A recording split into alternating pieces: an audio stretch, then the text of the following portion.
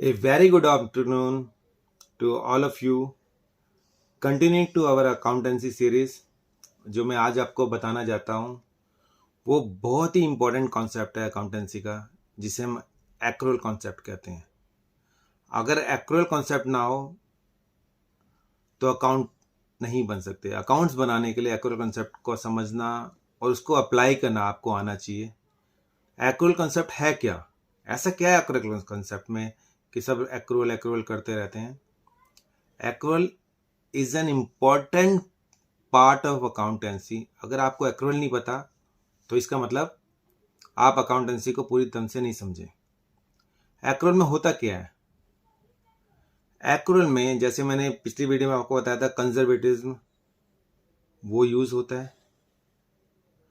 और एक्रूअल के अंदर टाइमिंग डिफाइंड होती है, मैचिंग कॉन्सेप्ट होता है, यानी सेम टाइम के एक्सपेंसेस के अगेंस्ट में सेम टाइम के इनकम होनी चाहिए, या कह सकते हो अगर सेम टाइम की इनकम के अगेंस्ट में सेम टाइम के एक्सपेंसेस होने चाहिए। जैसे अकाउंटिंग पीरियड कॉन्सेप्ट बताई थी मैंने। अकाउंटिंग पीरियड कॉन्सेप्ट हम अज्यूम करते हैं, अकाउंटिंग कॉन्सेप्ट जो पीरियड कॉन्सेप्ट है, मैं अकाउंटिंग पीरियड ले रहा हूँ financial year. Financial means it is starting from 1 April and it will and on 31 मार्च। ये अकाउंटिंग पीरियड लेता हूँ। सपोज 31 मार्च आपका अकाउंट क्लोज हो जाता है, उसके बाद आपको एक्रूअल की जरूरत पड़ती है। एक्रूअल में क्या होता है? सपोज आपका इलेक्ट्रिसिटी का bill 10th of every month आता है, लेकिन आता है वो है 31 तक का।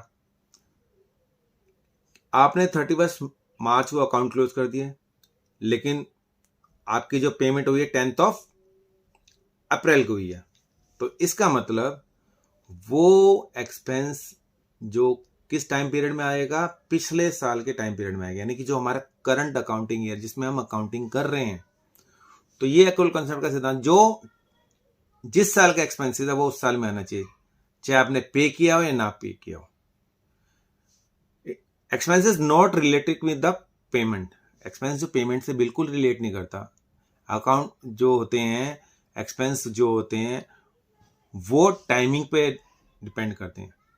अगर इस साल का एक्सपेंसेस है, चाहे आपने इस साल पे किया हो चाहे नेक्स्ट ईयर पे किया हो, वो इसी साल में आएगा। तो अगर आपने सपोज करो वो इलेक्ट्रिसिटी बिल 10,000 था, जो 10th ऑफ अप्रैल को आया, और आपको 31 मार्च तक में उसे एंट्री करनी पड़ेगी। लेकिन करेंगे क्या एंट्री? एक्सपेंस तो आपका डेबिट होना ही होना है। वो एक्सपेंसेस क्या है? वो आपका इलेक्ट्रिसिटी का एक्सपेंसेस है। और उसके साथ में आपको मैंने बताया डबल एंट्री कॉन्सेप्ट है। डबल एंट्री कॉन्सेप्ट में दो एस्पेक्ट होते हैं, एक एस्पेक्ट डेबिट होता है, एक एस्पेक्ट क्रेडिट होता है। डेबिट तो आपने देख लिया, electricity. Expenses nominal account, expenses always debit. Expenses हमेशा डेबिट होते हैं नॉमिनल अकाउंट के अंदर, इसलिए एक्सपेंसेस डेबिट हुआ। क्या डेबिट हुआ? Electricity account debit. तो क्रेडिट क्या होगा? Credit is a accrued expenses, यानी हमारी एक तरह से लायबिलिटी बन जाएगी। हमारी कौन सी की लायबिलिटी बन जाएंगी? यानी कि जो लायबिलिटी हमने नेक्स्ट ईयर पे करनी है। This is outstanding electricity expenses. तो एंट्री हमारी बनेगी, what entry will form? Electricity account expenses account debit to electricity expense payable. ये जो पेबल आया है किस कॉन्सेप्ट की वजह से है? एक्रूअल कॉन्सेप्ट की वजह से।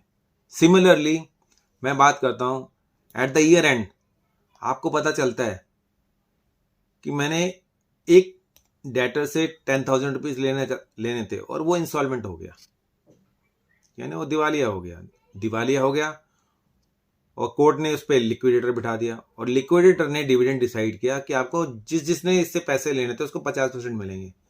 यानी आपको पता चल गया 10,000 का आपको 5,000 ही मिलेगा। तो आपको क्या करना है? तो आपको बैड डेट बुक करना है।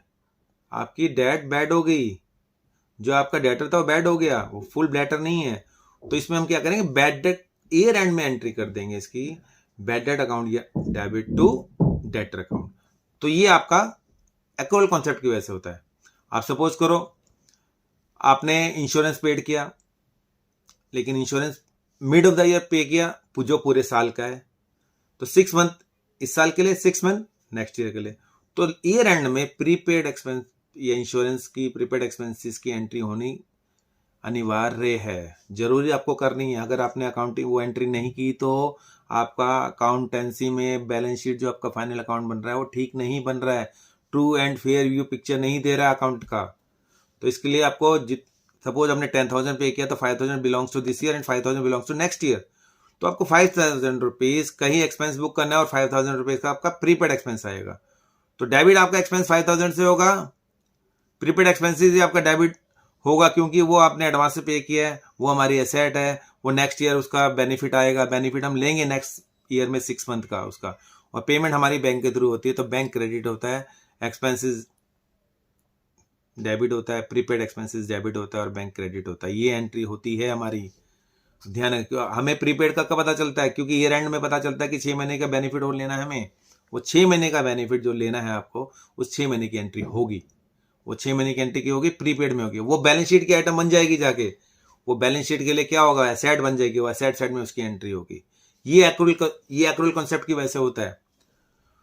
रिवेन्यू यानी आपकी सेल्स है, आप किसी को कंसल्टेंसी देते हैं, आपकी कंसल्टेंसी चार्जेस हैं, वो कंसल्टेंसी चार्जेस बुक कैसे होंगे, वो रिसीव बेसिस पे बुक नहीं होंगे। उसके लिए आपको क्या करना है, रिसीव्ड और रिसीवेबल। जो रिसीवेबल है मींस आपने सर्विस दी 15,000 की, आपको रिसीव हुए 12,000, तो बुकिंग 12,000 की नहीं होगी। रिवेन्यू तो 15,000 का आना है, वो 3,000 क्या आएगा, by way of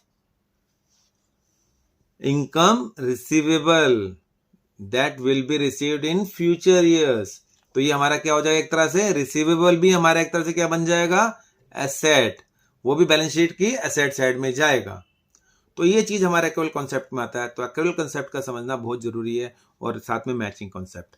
matching concept क्या है, सेम ईयर के इनकम के अगेंस्ट में सेम ईयर के एक्सपेंसेस आने चाहिए, ये नहीं कि मैच करना है, you should match the income with expenditure.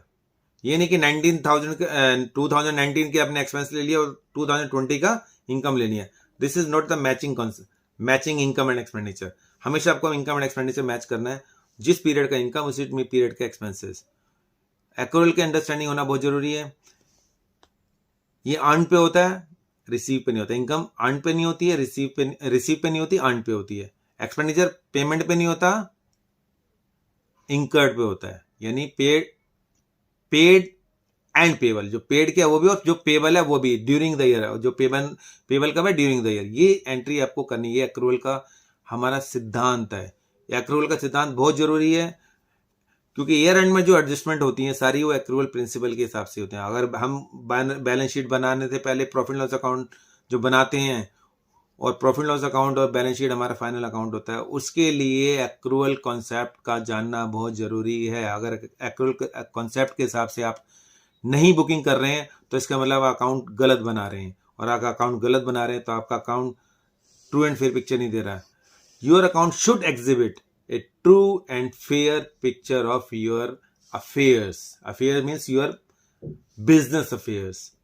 और आज मैं सिर्फ अकाउंटिंग कॉन्सेप्ट के बारे में आपको एक्रूअल कॉन्सेप्ट बताया, क्योंकि वीडियो ज़्यादा बड़ा ना हो जाए, इसलिए मैं आपको आज यहीं तक खत्म करता हूँ। नेक्स्ट लेक्चर में, नेक्स्ट क्लास में आपके लिए एक नया कॉन्सेप्ट लेके आऊँगा। इन कॉन्सेप्ट का सीखना बहुत जरूरी है। इस कॉन्सेप्ट के बिना हम स्टार्ट नहीं करेंगे, जनरल एंट्री स्टार्ट करेंगे, लेकिन कॉन्सेप्ट समझने के बाद जनरल एंट्री स्टार्ट करेंगे, तभी हम एंट्री कर पाएंगे ढंग से। और अभी के लिए बाय।